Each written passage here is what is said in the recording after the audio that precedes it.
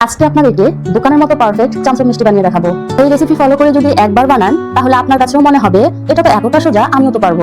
এই চমচমটা একবার এভাবে বানিয়ে দেখবেন, এরপর থেকে কিন্তু দোকানের চমচম আপনার কাছে আর ভালোই লাগবে না। আর রেসিপিটা এতটা সোজা, এতটা সহজ করে আপনাদেরকে আমি উপস্থাপন করব, যে কেউ চাইলে বানিয়ে নিতে পারবে যখন তখন।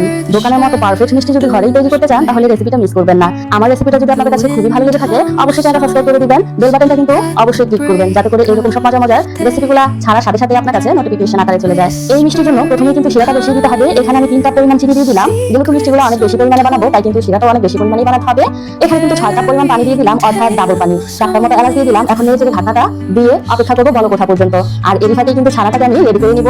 এখানে 2 লিটার দুধের ছানা আমি আগের দিন রাতে তৈরি করে রেখে এটাকে একটা কাপড়ে মুড়িয়ে ঝুলিয়ে রেখেছিলাম, যাতে করে এক্সট্রা কোনো পানি এটার মধ্যে না থাকে।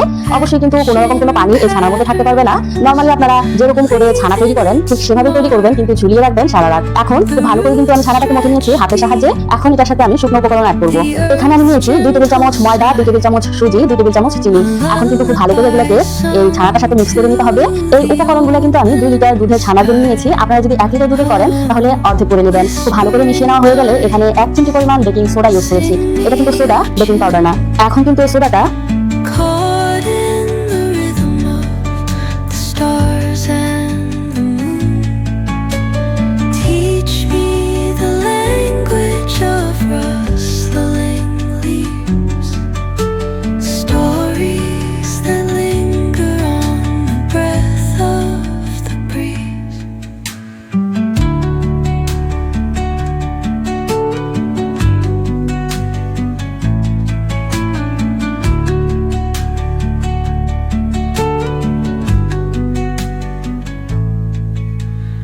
dawn paints gold on the mountain's crown, while rivers whisper truth as they flow down,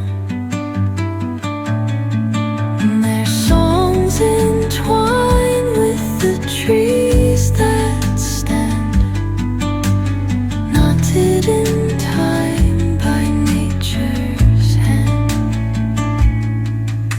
Each echoing step on the forest floor opens up